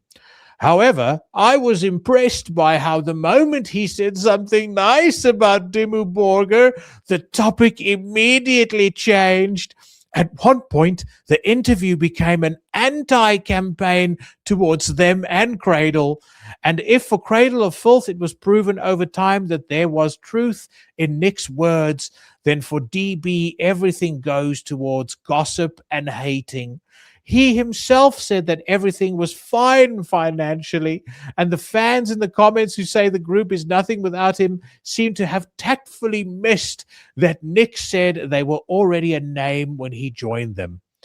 So I asked, how exactly is this interview an anti-campaign towards Dimmu Borgir and Cradle of Filth? I mean, firstly, I'm not the biggest fan of Cradle of Filth's music. I've never been shy about that. I like Vampire. I like Cruelty and the Beast. Midian has its moments. I don't think that Danny Filth is a very good vocalist, and I'm not alone in that. I do recognize that his fans are awfully sensitive about any kind of criticism that you level at him. But Dimmu Borgir I like.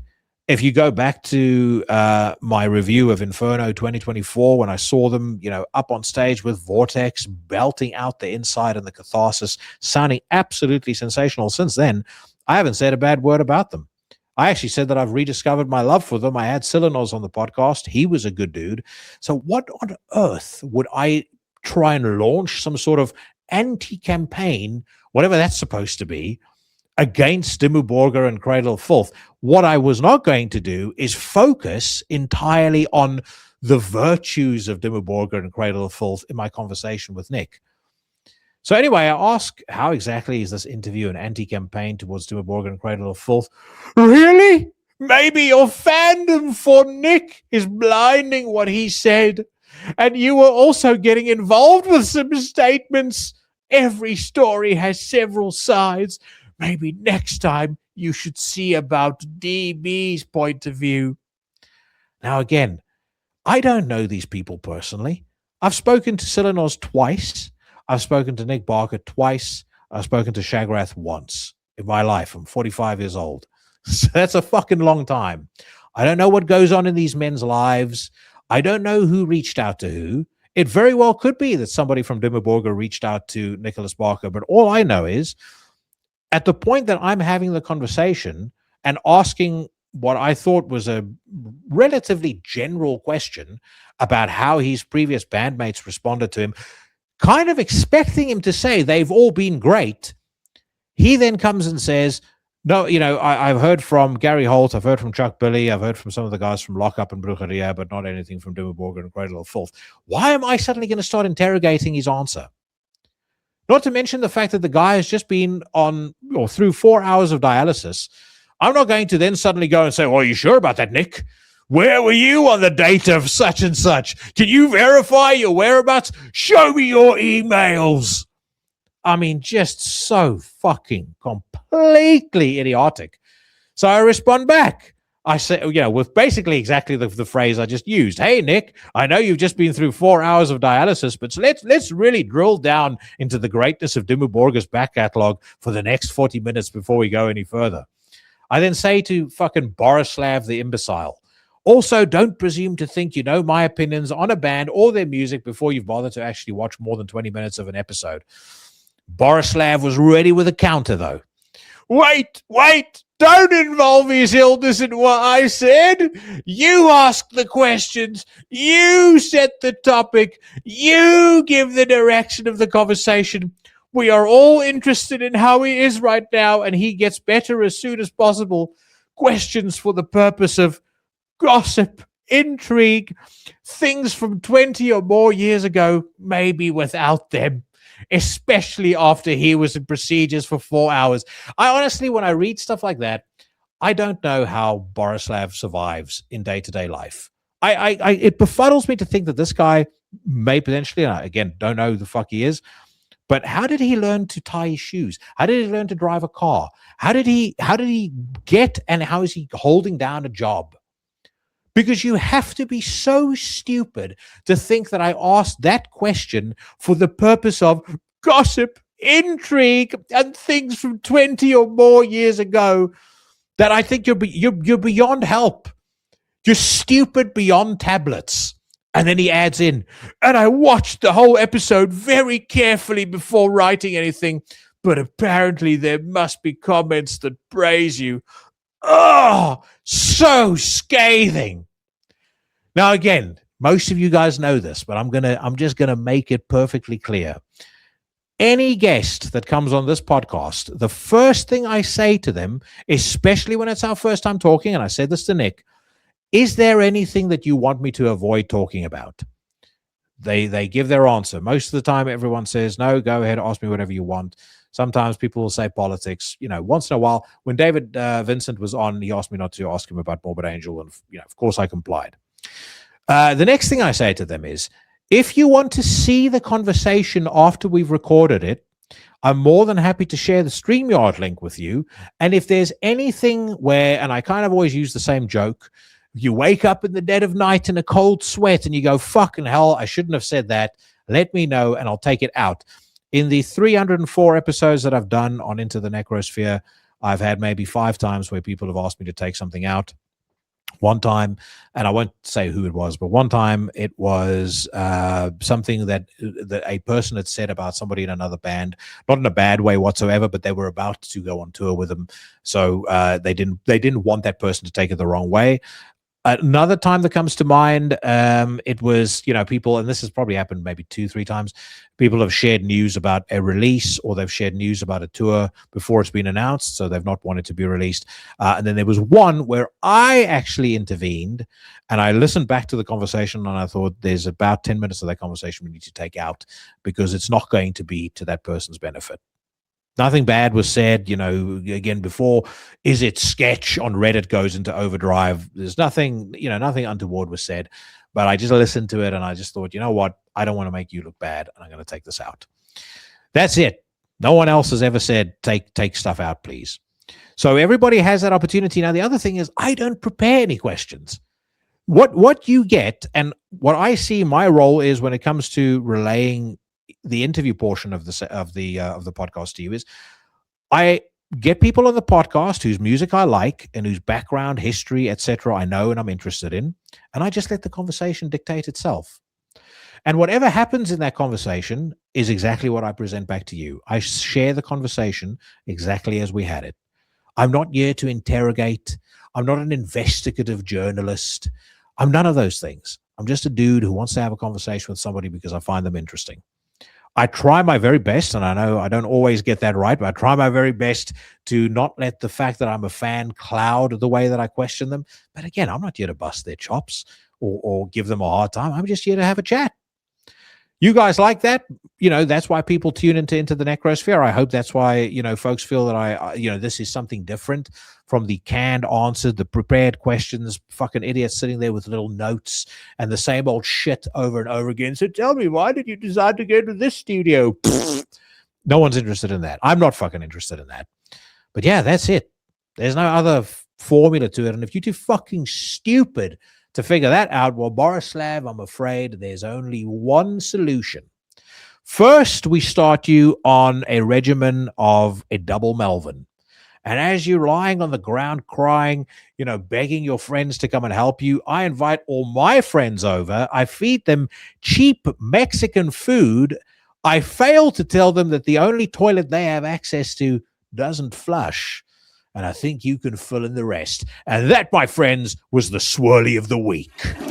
All right, on that messy note, my friends, we are going to end the Into the Necrosphere episode 305 experience. Fucking, going back in time. Episode 305. We're gonna wrap episode 305 up. I want to say a massive thank you to Sakis Tolis. Really appreciated his time. Make sure you catch him on the unholy, what do they call them? The Godless IV or whatever. Yeah. Catch him on tour with Immolation, Deicide, and Behemoth. Catch me back here next week on Into the Necrosphere, episode 306. Guest to be confirmed. I'm actually recording both of those conversations this week. One is somebody who's been on the podcast a couple of times, won't be a stranger to any member of the Legion. One is somebody I've never had on the show before. Super interested to speak to him. Either way, you will not be left unsatisfied, just as you won't be left unsatisfied with a live rendition of one of my favorite Nevermore tracks, Narco Synthesis. This comes off their fantastic Year of the Voyager live album. I figured since we were talking about Nevermore and we were talking about how great World Dane is, let's hear for ourselves. Let's remind ourselves of this man's majesty. And besides that, the only thing left for me to say, my friends, is I appreciate every single member of the Legion. You guys fucking rule. Whatever it is that you are doing right now and wherever it is that you are headed, stay safe, stay healthy, and I'll see you bad motherfuckers again next week. Not getting tired yet? Are you sure you're not getting tired yet? How? How did it come to this?